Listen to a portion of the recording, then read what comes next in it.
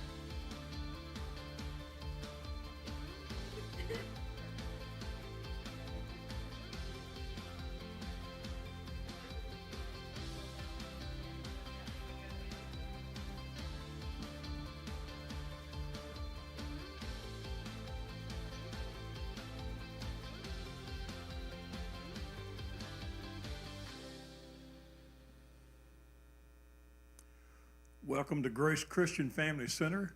This is God in My Journey, and tonight's speaker is Julie Smith. When my pastor called and asked me if I wanted to share my story, I wasn't sure what part of my journey with God I wanted to share. I have two moments in my life that truly resonate when I meet someone new and I share about God in my life. The first event happened when I was a teenager, and the second event happened the past 2 years.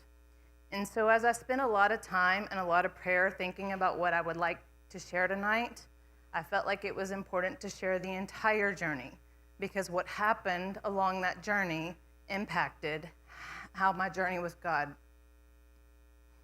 how I traveled with my journey with God.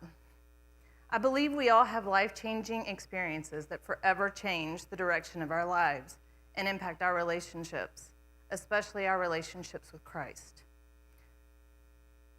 Steve Jobs once shared, "You cannot connect the dots looking forward. You can only connect the dots looking backward. So you have to trust that the dots will somehow connect in your future." He said you have to trust in something. For me, that trust is in God. My childhood was nothing short of amazing. I grew up in a wonderful, loving family with parents that always put Christ first. My parents were godly role models that taught me Christian morals and values. I was blessed to be raised in a home where parents were always there for my siblings and I. But not only were they there for my siblings and I, they were always there for others in need. Our home was a safe place for many over the years that needed a place to stay, a meal to eat, or just needed help. My parents instilled the importance of family, helping others, and most importantly, having a relationship with Christ.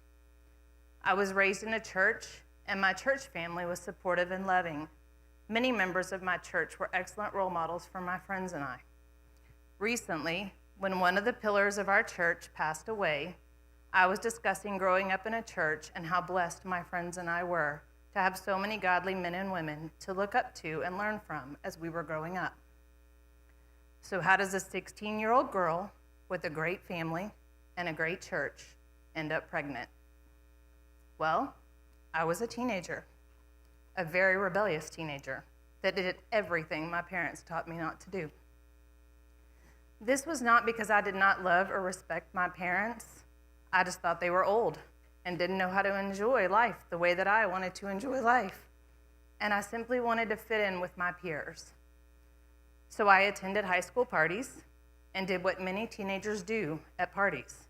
I started drinking most weekends and eventually started experimenting with drugs. The combination of drinking and drugs led to other decisions, and I was 16 and pregnant before 16 and Pregnant was a reality show. The night I took my first pregnancy test, I was at a party, drinking alcohol and hanging out with friends. My friend had a pregnancy test, so jokingly, I took the test. It was positive. At that point in the night, I was too intoxicated to even realize my new reality. When I woke up the next morning, I looked at the test and was sure it was wrong. I was convinced that alcohol had to interfere with the results. Alcohol does not interfere with the results. So after several trips to the store and many more tests that were all positive, my life came crashing down around me. I went to the doctor just to make sure that 20 plus over-the-counter tests were accurate, and my nightmare became a reality that I had to face. I knew that every decision I made from that moment on would be difficult. I was scared to death, but I knew I had to tell my parents, and the guilt and the shame were overwhelming. Again, my parents were wonderful, but how do you tell your parents you're pregnant when your dad is a deacon in the church and your mom is a Sunday school teacher? Well, if you're me, you tell your mom first, and then you have your mom tell your dad. I was so ashamed and so embarrassed, and I knew my decisions were going to make life very difficult for my entire family. I was so concerned about the guilt and shame that my parents would have and what they would have to face. There was a moment when I thought about all the options pregnant girls or women have, and I knew I had the option to hide this from the world. Society actually encourages girls to have an abortion and makes it seem like it's the best solution to a problem. However, I knew that I could not abort my child. When I discussed this with my parents, I think they were shocked and relieved. You see, I was on the debate team in high school, and if I'm good at anything, it's good at presenting an argument. I went to state that year and won. My stance was pro-abortion, and I had all the facts and the evidence to support my case, and would constantly argue with my parents about the topic. But when I was faced with the decision, it was a decision that I could not make. I would not have admitted at that moment in my life that this child was a gift from God, but I knew in my heart that this was the right decision, and I decided to have and keep the baby. I was terrified. When I've shared my story before, many people have questioned how I could consider this child a gift from God when I was the one out making mistakes and bad decisions that led to the pregnancy. I know that God did not cause the pregnancy, but he did use the pregnancy to change my life. My life was headed in a very bad direction with drugs and alcohol, and if I had aborted the baby, I would have continued down that destructive path. After I told my parents, I told my pastor. You kind of have to do that when your dad's the deacon and your mom's a Sunday school teacher. I knew I would be criticized and judged by others, and I wanted to rip the Band-Aid off and just let everyone know just how bad I was and that I was pregnant. With my permission, my pastor announced to the church that I was pregnant. He also announced that the church would stand by me and love me and this baby, and they did. My pastor will never know how much that statement of support meant to me, because if a pastor can still love and support you in the midst of your mistakes, shouldn't everyone be able to still love you? If I could give every parent and every church that has a teenager that ends up pregnant some advice, it would be to love and support her. You see, she already knows how bad she messed up. You don't have to condemn her. Trust me, she knows how awful she is. Supporting her does not make her decisions to get pregnant right. It makes her new reality bearable.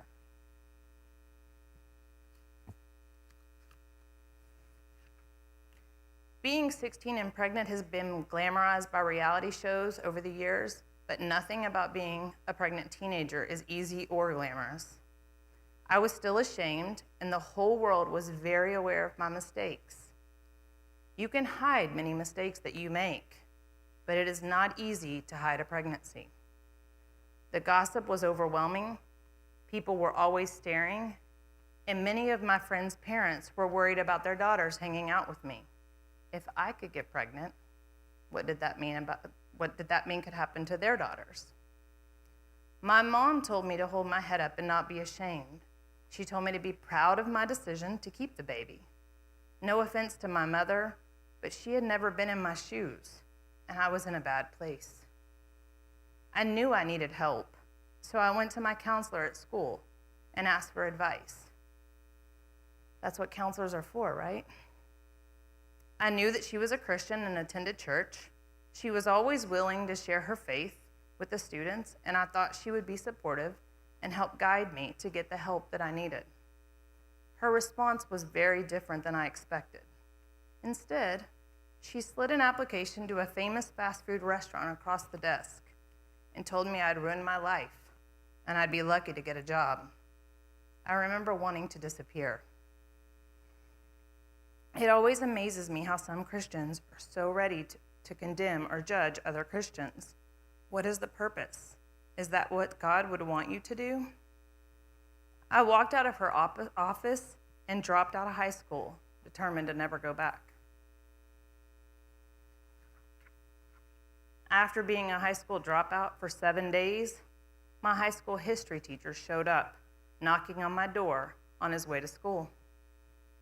He told my parents and told me to get up and get ready for school.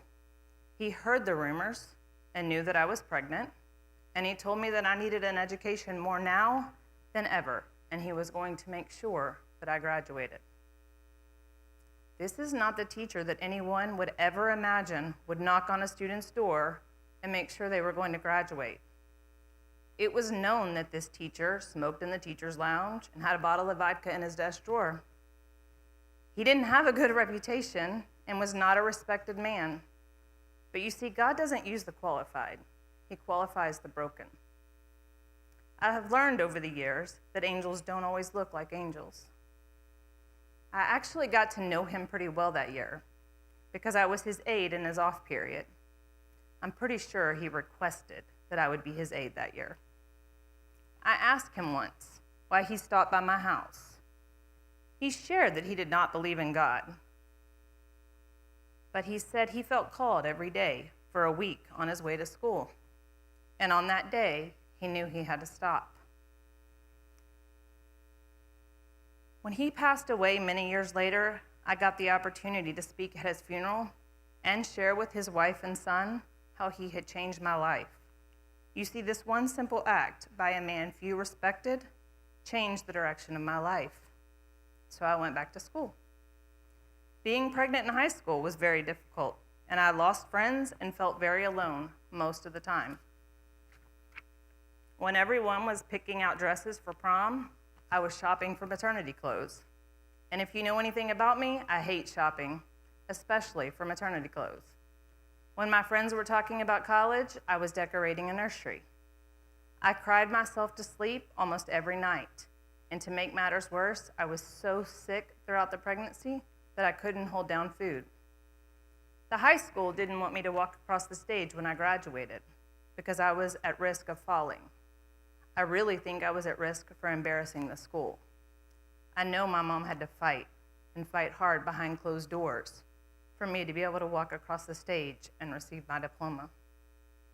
At that time in my life, I did not see all the dots that connected and where God was in my journey, but he was there in my parents, my church, my pastor, my history teacher, and so many others.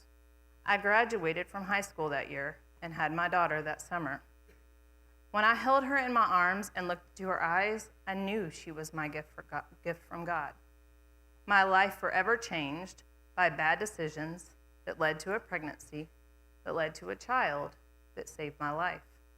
Because without her, my life would have gone in a very different direction. Being a single teenage mother is not easy. I made a lot of mistakes and had to learn how to be a mom. There were times I felt bad for keeping her because I felt like she deserved a better mom, and I struggled a lot. A year later, I enrolled in college with a baby on my hip and the determination to make a better life for my daughter. I was the first one in my family to attend college, and I had no idea how to even enroll. When I walked into the college and started asking questions and telling everyone who would listen I wanted to go to college, it was evident that they thought I was a failure and even discouraged me from enrolling until the baby was older. Eventually, I figured out how to enroll and set up a 4-year plan for my college education. Sometimes I think you should get a degree just for creating the 4-year plan. Nothing about going to college with a baby is easy, but she became my reason and my driving force to do what was right. There were many sleepless nights, and commuting was not convenient. I could not go off and live the college life like many of my friends. I had to be home every night to take care of my child. It was my responsibility to be her mother. I graduated 4 years later with a teaching degree, which I took back to my high school counselor, just to prove that being pregnant did not ruin my life. She was not happy to see me or my toddler. I spent a few minutes sharing my story and encouraged her to handle other teenagers with more grace. She encouraged me to look at the statistics and that I was a rare case. I remember saying that my case may not be so rare if other teenage girls had the love and support I received from my family and church. I told her I planned on getting my master's and becoming a principal because I wanted to help others that were like me. She informed me that less than 1% of teenage girls that get pregnant get their master's. With the realization that she saw me as just another 16-year-old that got pregnant, I said my goodbyes and told her I would see her when I got my master's. She laughed, and I left again with the determination to beat the odds. I later married that baby girl's dad. We were not together when I had my daughter, but we had stayed in contact, and several years later, we dated and married when she was 4. And a year later, we had a son. I survived teenage pregnancy, and I was now a mother, a teacher, and a wife. We were happy, and I believed that life would be great. I believed that I made it through what I thought was the hardest time in my life, and now God was going to reward me with a wonderful life. We went to church together as a family, and my family loved and accepted my husband like he was a son. And for a period of time, things were wonderful, until they weren't, and that next life-changing event happened. My marriage was struggling, and my husband was drinking, doing drugs, and being unfaithful. I did not want a divorce. I did not want to feel like I failed again. Is this what I deserved because I got pregnant? Did everyone see this coming but me? I fought for my marriage to work, but after a long battle, I realized it takes more than one person to fight for a marriage. I filed for divorce, and once again, I was humiliated. I was now a single mother with 2 kids. I was so angry at God because I felt like I had atoned for my sins, but now I was being punished. I know that's not how God works, but sometimes this is how it feels, and it's difficult to see God in your journey when you're struggling. I blamed God because I married a man that believed in God, and so life should have been good. I blamed my dad because he was a great man, and he did not teach me that some men were not good husbands. I remember sitting outside at my dad's house and telling him it was his fault because he was good, and so I thought all husbands were good. He looked at me and said, "Why are you allowing one man to determine your opinion of all men?" I didn't like what he had to say, so I stormed off. I blamed myself for making the wrong decisions, and I tried to run from God. I was full of anger. I purposefully dated men that did not go to church or did not believe in God. On the Sundays I did attend church, it was out of obligation or respect for my parents. I made sure that my children attended, but church was not my priority, and I was not interested in hearing about God. I remember making sarcastic comments under my breath during many of the sermons and thinking my pastor was clueless because God did not love me and he was not my friend. Please don't misunderstand. I believed in God, but I did not believe he loved me. One morning, on my way out the door, my boyfriend, now husband, was headed off to an ATV park with friends, and I was on my way to church with the kids. My daughter, the one that some people think ruined my life, asked why he didn't have to go to church, but the kids did. He responded, "You're a child and I'm an adult." In her sarcastic teenage voice, she replied, "So church is just for children? I cannot wait till I'm an adult." Almost every Sunday since that day, he has attended church. Once again, the dots connected. This moment forever changed the dynamics of our relationship and our family. We attended church together as a family and recognized the importance of having a relationship with Christ. Not long after that, I graduated with my master's degree in education. And yes, I went back to the high school and shared it with my counselor. She congratulated me and had to run out of her office for a surprise meeting. I thanked her for not believing in me and handing me an application to a fast food restaurant. She stopped and asked why I would ever thank her.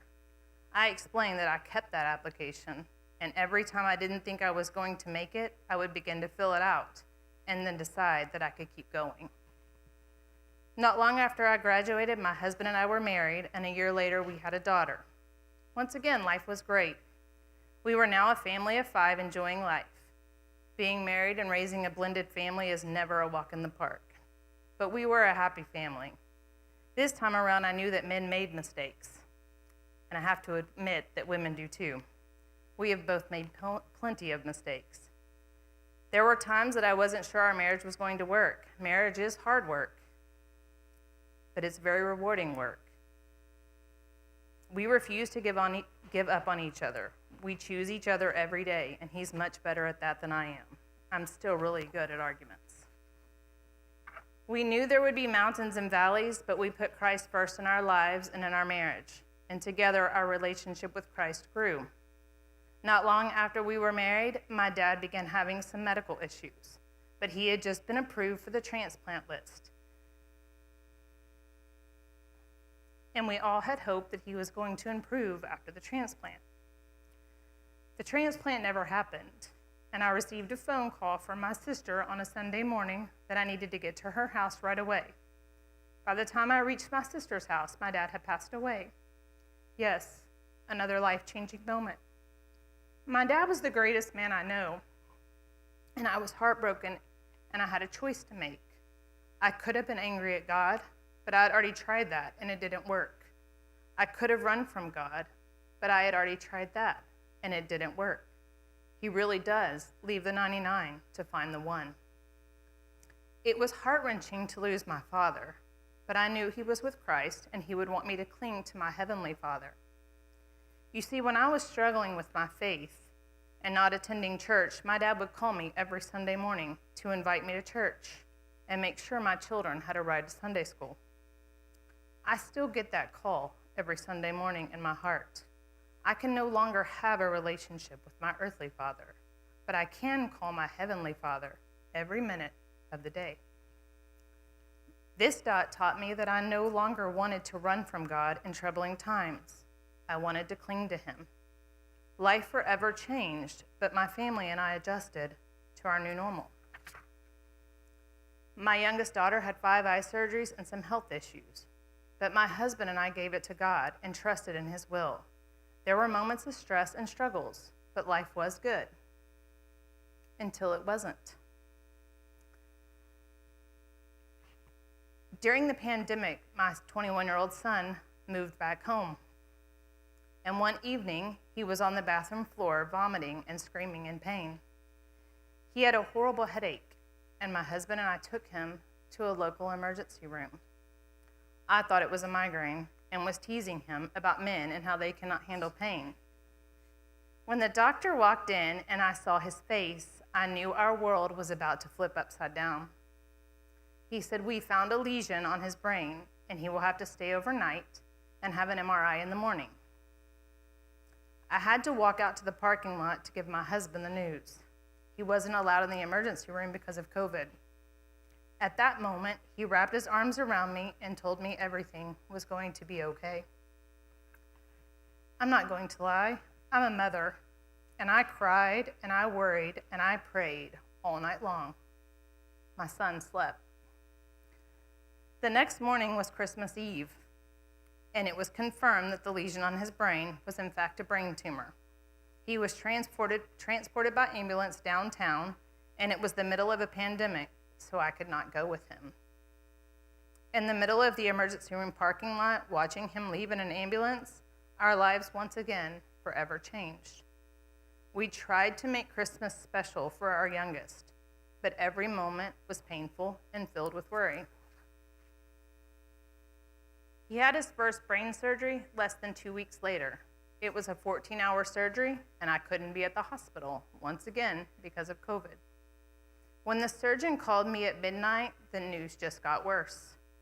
It was not a fatty tumor, like they had predicted, but a glioma, and the freeze biopsy said it was a grade 2 or 3. Again, the news got worse when he reported that he was not able to remove all of the tumor, and we would have to wait on the final biopsy for more information. My son stayed in the hospital for 5 nights, and I could not see him. When I would try to communicate with my son on the phone, it was like talking to an infant. Yes, I'm a mother and a human being, and my mind went to the worst case scenario. I was terrified, but this time the anger towards God did not happen. I clung to his promise.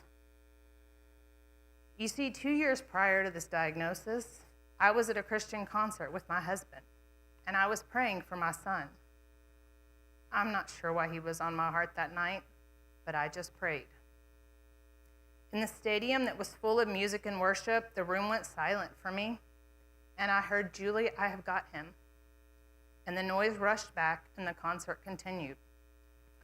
I've rarely shared that moment in life because I know that others may doubt it or think that I'm crazy. In reality, there are moments that I doubted it because what qualifies me to hear from God? But on the floor in my bedroom that night, I cried out to God. You said, "You've got him, and he is your child." You see, at that moment, I learned I don't have control over anything. Everything is in God's hands. I would love to tell you that I handled this brain tumor like a good Christian soldier. But again, I'm a human and I'm a mother. I cried myself to sleep most nights. I took leave from work. I struggled to eat. I walked miles around my neighborhood praying and crying out to God. Pretty sure my neighbors think I'm crazy. I took care of my son like he was an infant, checking on him day and night and giving him his medication. He was 21 years old, and I had a baby monitor in his room. The final pathology was a grade 1, slow-growing, rosetta-forming glioma without mutations. Best case scenario for a pathology report. The doctors reported that the best course of action would be to remove the tumor. The first surgeon had removed 40% of the tumor, and the rest of the tumor was attached to the center of his brain. He wanted to wait and watch the tumor because it was inoperable, until it wasn't. You see, the new surgeon described a birth defect that resulted in a hole that gave a direct path to his tumor. It was like his brain was designed this way for a purpose. It is still interesting to me that this direct path did not appear on the first 2 scans. The doctors explained the science, but I just smiled and said, I've been praying for this path for months. My son had 2 more brain surgeries, hundreds of doctor's appointments, and numerous procedures. My son has had to endure more pain than I have ever had to endure. There were moments that I begged God to give me the tumor, but that was not his plan. The journey is still not over, but today he is tumor-free. The rest of that story will be my son's testimony one day. I do not know what tomorrow brings. My prayer and my belief is always that he will be tumor-free. But whatever the results, God is still in our journey. Today, when I share parts of my story to those that I meet, many times I get the same responses. You have been through so much, or I don't know how you get out of bed, or why do you still believe in God? I believe because he has always been in my journey. I may not have wanted to see him or been too stubborn to acknowledge him, but he was always there.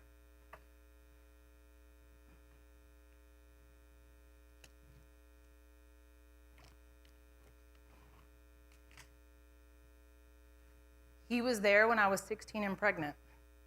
That teenage girl grew up and became an assistant principal, thanks to a history teacher with a sordid reputation and a counselor that made sure I knew how bad I was. Today, that teenage girl runs a nonprofit organization that helps teenage mothers by sharing Christ and supporting them without judgment. Without that experience, God would not have used me to help so many that were walking a similar path. That pregnant teenager also gets the joy of not only being a mother to her daughter, but a lolly to the most precious granddaughter that would not be here without God in my journey. He was there when I went through a divorce. My best friend, who was just an acquaintance, went through a divorce that mirrored mine.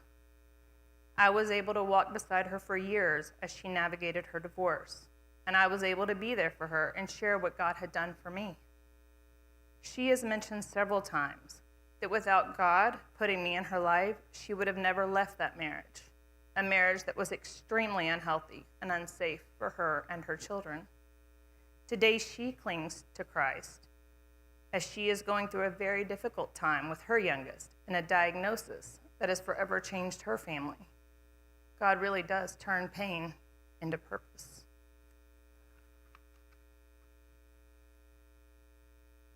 God even uses bratty teenagers to help adults see the error of their ways and brings them back to Him. Much like my daughter, who couldn't wait to be an adult so she didn't have to go to church, but forever changed our family and our walk with Christ. It's good to see you in church. I would not have survived my son's diagnosis without my Heavenly Father. If I had not lost my earthly father, I'm not sure I would have turned to my Heavenly Father at that time. I love my dad, but he could not have done for me what God did for me during that trial. It is still difficult for me to share my story because I am not special. I'm a mother, a human being with all my flaws, and I am not qualified, but God does not call the qualified. I truly believe that God calls the broken to heal the broken. If you remember anything from my journey, I hope you remember that the most important decision you will ever make in life is to have a relationship with Christ. God does not hold your flaws against you, and He will turn your trials into a testimony if you allow Him. I would also like to share, please don't hold others' flaws against them.